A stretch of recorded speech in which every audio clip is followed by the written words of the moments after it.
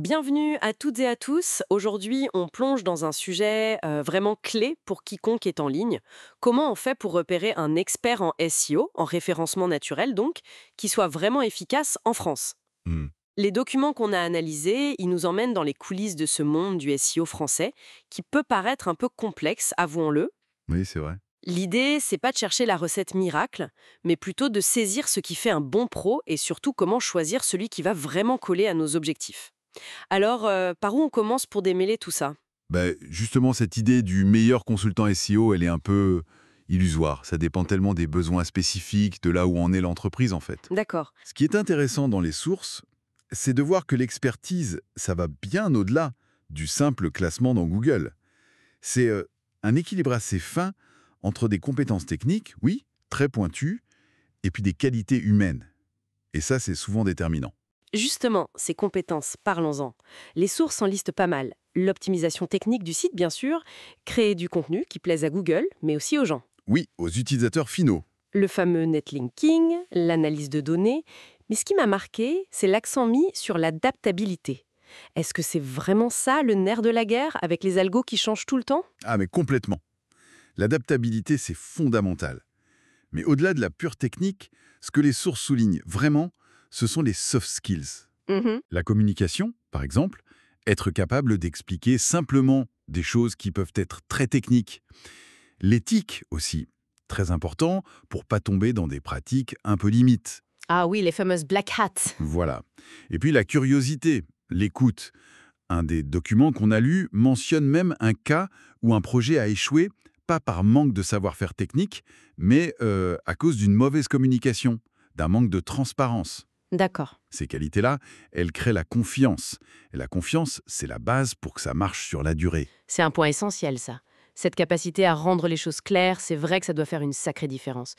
Mais alors, comment on mesure ça, concrètement? L'expertise technique et humaine. Oui, Les sources parlent d'expérience, de réputation, mais comment on fait pour pas se fier juste à l'emballage? l'évaluation, elle doit être très pragmatique, basée sur du concret, des preuves. Les documents conseillent vraiment de creuser un peu. Creuser, c'est-à-dire? Chercher des résultats démontrables, des études de cas mais détaillées, pas juste un logo, des témoignages clients qu'on peut vérifier, si possible, des chiffres clairs, où on était avant, où on est après. D'accord. Faut se méfier des beaux discours. Même une certification comme le CSEO, qui est assez connu en France, c'est un plus, c'est un indicateur, mais ça ne remplace pas l'analyse des réussites passées, Mhm. l'expérience sur le terrain et surtout la connaissance du secteur d'activité du client. Ça, c'est primordial. Une source le dit bien, un crack en e-commerce sera pas forcément le meilleur pour du SEO local, par exemple. C'est très juste. Oui, cette adaptation au secteur, c'est clé. Bon, alors on a les compétences à chercher, les critères pour évaluer. Comment on s'y prend dans la pratique pour trouver la bonne personne, la bonne agence? Quelle démarche suivre? Alors, la méthode suggérée, elle est assez logique en fait. D'abord, être hyper au clair sur ses propres objectifs. Qu'est-ce qu'on veut vraiment? Plus de trafic, ok, mais pourquoi faire? Améliorer les conversions, gagner en notoriété Et le budget, j'imagine? et le budget, évidemment. Le SEO, c'est un investissement, faut le voir comme ça, sur le moyen ou long terme. Ensuite, deuxième étape, éplucher les références, les cas clients. Appeler d'anciens clients si on peut, c'est encore mieux. Ah oui, bonne idée. Troisième point, pendant les premiers contacts, sentir la communication. Est-ce que le consultant pose les bonnes questions? Est-ce qu'il cherche à comprendre le business? Est-ce qu'on comprend bien sa démarche, sa stratégie? Et l'éthique, vous disiez? Et l'éthique, absolument. S'assurer que les méthodes proposées sont clean. Fuir comme la peste ceux qui promettent la première place garantie en 2 semaines. Ça cache souvent des trucs pas nets, risqués pour le site. D'ailleurs, plusieurs sources conseillent de démarrer par une mission d'essai ou un contrat plus court. Oui, pour tester la relation. Voilà, pour voir si le courant passe, si la méthode convient, avant de s'engager sur du long terme. C'est malin. Et il y a aussi cette idée de SEO 360 degrés qui revient dans les lectures. Qu'est-ce que ça veut dire exactement? On sort du cadre purement technique du SEO, là? C'est tout à fait ça. Le SEO 360 degrés, c'est une vision globale, holistique.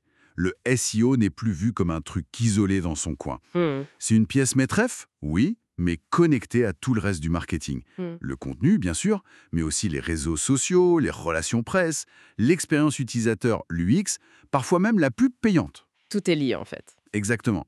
Une bonne stratégie SEO aujourd'hui, elle crée des ponts, des synergies entre tout ça.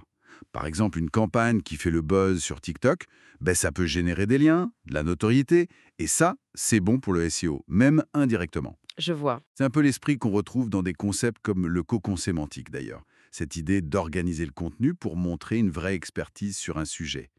Et évidemment, cette vision 360, elle doit aussi intégrer les nouveautés constantes, l'IA générative, la recherche vocale. Faut rester vigilant. On comprend mieux, oui.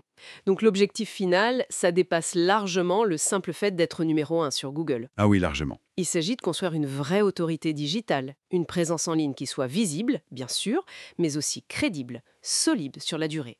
C'est un travail de fond, en fait. C'est précisément ça. Le SEO, c'est un marathon, pas un sprint, un marathon stratégique. Hmm. Et peut-être pour ouvrir un peu la réflexion, au-delà de nos sources du jour, si on admet que l'expertise SEO peut attirer du trafic qualifié, comment est-ce qu'elle peut aller encore plus loin? Comment elle peut vraiment aider une entreprise ou une marque à devenir pas juste visible, mais une référence, une voix qui compte dans son domaine, capable de s'adapter et même de dominer malgré les changements constants du digital? Une excellente question pour conclure. Merci beaucoup pour cet éclairage. Merci à vous.